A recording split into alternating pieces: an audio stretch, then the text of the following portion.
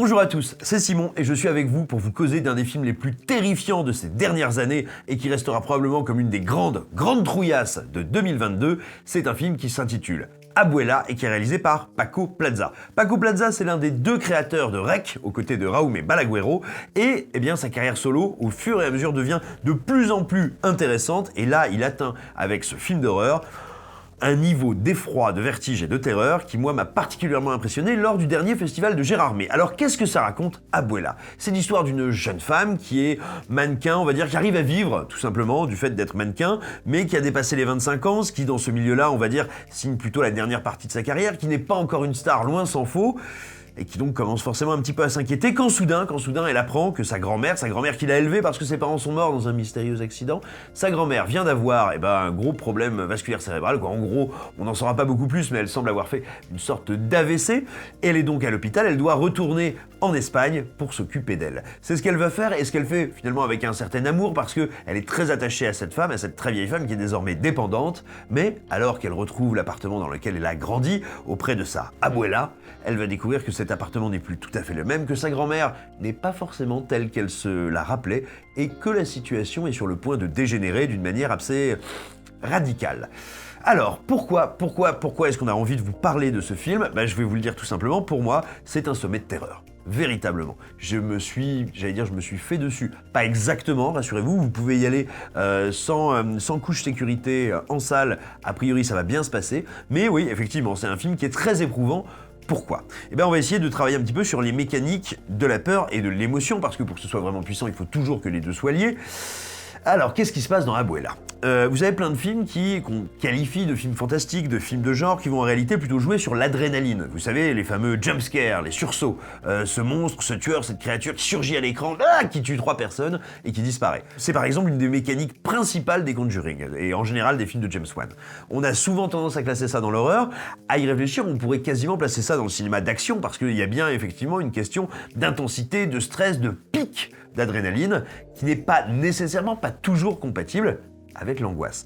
Abuela, même si vous inquiétez pas, vous allez vous taper 2-3 petites surprises, 2-3 petits jets dans le film qui vont laisser 2-3 copeaux derrière eux. Il n'empêche, c'est un véritable film d'atmosphère, d'ambiance. Et comment est-ce que le film y parvient? Le film ose faire un truc que je trouve extrêmement culotté, parce que c'est très compliqué à faire, c'est très compliqué à réussir, et ça peut laisser le spectateur en dehors si ça n'est pas parfaitement exécuté. C'est nous parler de l'inéluctabilité. Qu'est-ce que c'est l'inéluctabilité? C'est la fatalité, c'est-à-dire c'est avoir le sentiment que vous ne pouvez pas échapper à ce qui est en face de vous, à la situation, au tour qu'elle prend. C'est pas genre, on a 15 personnages dans un château, un tueur mystérieux, et vous pouvez vous dire, bon, à mon avis, lui, il s'en sort, elle, c'est sûr que non, elle, peut-être, elle, évidemment. Non, pas du tout. Là, on a un seul protagoniste, un seul personnage principal, notre héroïne. Donc évidemment, elle cristallise absolument tous les enjeux du récit, et je ne vais rien vous spoiler, mais on va dire, dès les premières secondes, dès les premières minutes du film, vous saurez quel est, on va dire, le but de l'antagoniste, quelle est la direction dans laquelle on va, et on va dire comment tout ça risque fort de se terminer. Vous allez me dire, si je sais où on va, je peux pas avoir peur.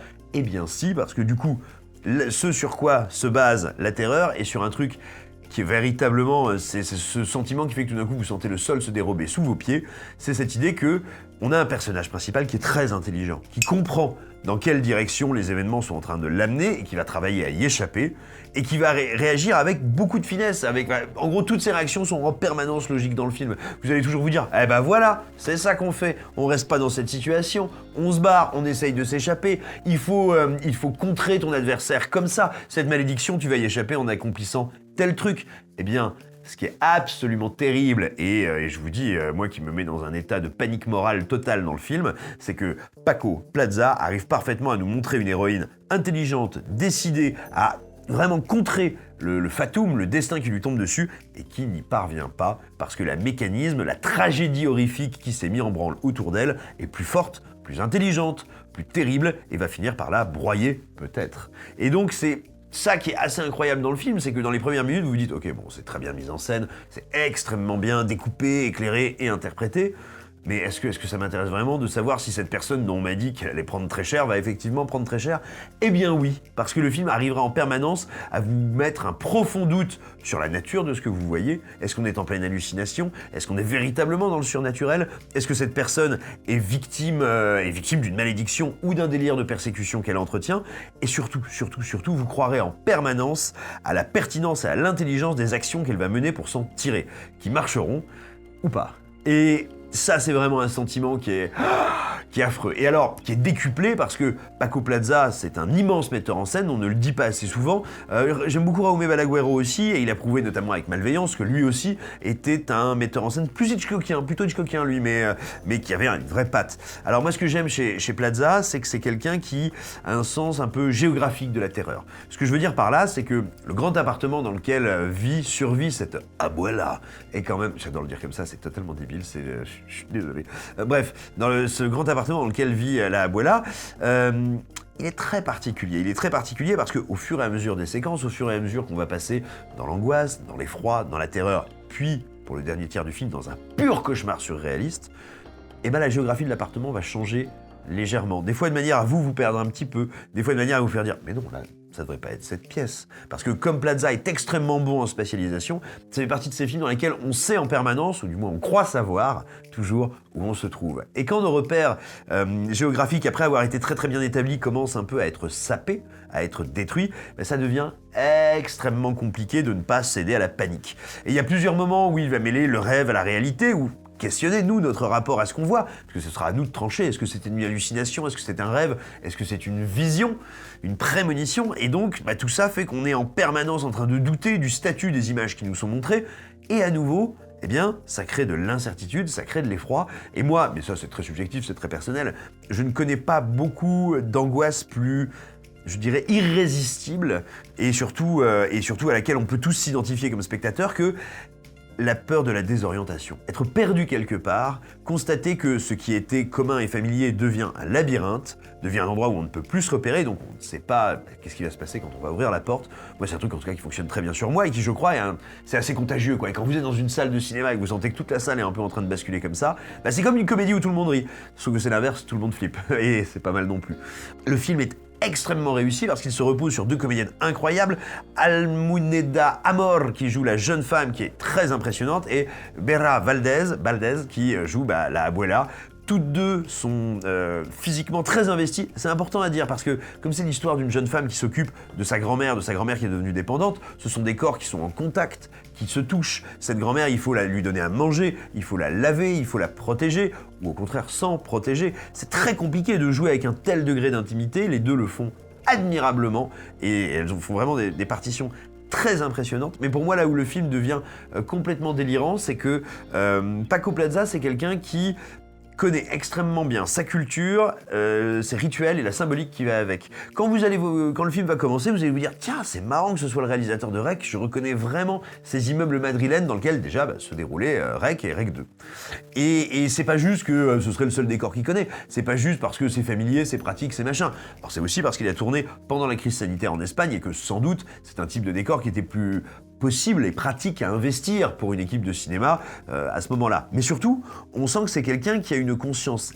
aiguë de ce que racontent ces espaces, de leur statut d'anciens immeubles bourgeois, toujours d'un certain standing mais un peu passé, et de ce qu'ils racontent, on va dire, au public madrilène, espagnol, mais aussi européen et français, parce que nous, on peut très facilement se projeter dans cet appartement, voir en quoi ça nous évoque les fameux appartements haussmanniens parisiens, et donc, il y a comme ça, il a un sens de l'évocation qui est extrêmement puissant, et je vous le disais, un sens du symbole. C'est-à-dire qu'il va revenir à la notion première, primordiale, de ce que c'est que l'imagerie de la femme maléfique dans notre histoire, et donc bien sûr l'imagerie qui a trait à la sorcellerie. Comment? Eh bien, il filme donc énormément, et c'est un truc compliqué à filmer, enfin compliqué. Faut trouver la bonne distance pour être ni dans la complaisance, ni dans un truc grand guignol ridicule, et vraiment dans l'horreur. Il filme le corps meurtri d'une femme très âgée et une femme qui est dépendante, qui n'a plus ni toute sa tête, ni toutes ses fonctions vitales très bien assurées.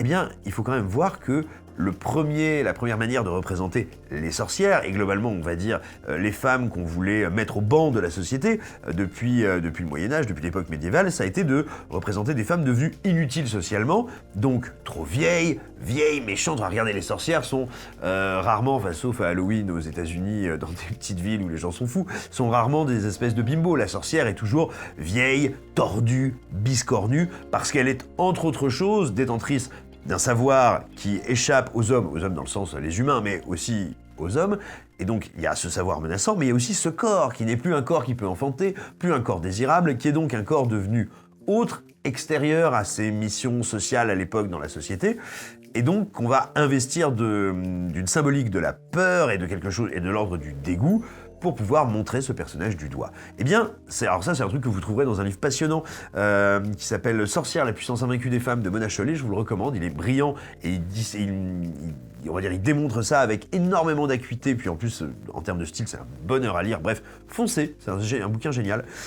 Et donc, on voit à quel point le film arrive totalement à utiliser cette imagerie au premier degré, mais aussi pour l'interroger. Pas juste un film qui dit « regardez, elle est vieille et moche, c'est horrible, c'est une sorcière, c'est dégueulasse !» Non, c'est un film qui va questionner le regard que nous portons sur ce corps, on va dire ce corps supplicié, et qui va travailler à sa remise en puissance. Parce qu'au fur et à mesure du récit, ce qui est incroyable, et ce qui est brillantissime, c'est que cette vieille femme, dont on commence à se dire, mais est-ce que c'est une sorcière, une folle, une magicienne, un personnage surnaturel, devient véritablement un personnage puissant. Elle n'est pas seulement menaçante, elle n'est pas folle, elle n'est pas tarée, elle est une source de pure puissance, de potentielle puissance surnaturelle, et c'est une manière également de questionner, de réintégrer toute cette vision de la sorcellerie, parce que, on va pas se mentir, hein, s'il y a bien un concept un peu misogyne dans l'idée, c'est quand même bien les sorcières, hein, pas déconner. Mais justement, de le retravailler autrement, et en se posant la question, pourquoi cette vieille femme, si elle agit bien ainsi, agit de la sorte? Quelles sont ses motivations? Quelles sont ses raisons? Et là où le film devient grandiose, c'est que, et je ne vais surtout pas vous dire je ne vais surtout pas vous spoiler ça, mais les raisons pour lesquelles elle fait ce qu'elle fait sont à la fois tragiques, passionnantes, romanesques, et font qu'on est à la fois absolument terrifié par ce qu'elle met en place, par ce qu'elle entreprend et par ce qu'elle fait subir à notre héroïne, et en même temps, il n'est pas dit que si on était à sa place, on n'agirait pas exactement de la même façon. Et donc le tout arrive à marier une pure terreur géographique, un sens de l'espace sidérant, des moments d'hallucination et de rêve comme moi j'en ai pas vu au cinéma depuis très longtemps et qui me rappellent un ouvrage dont je vous ai déjà parlé ici, parce que pour moi c'est la grande référence de l'horreur existentielle géographique, c'est La Maison des Feuilles de David F. Danilewski, je me trompe totalement, bref il s'appelle Danilewski.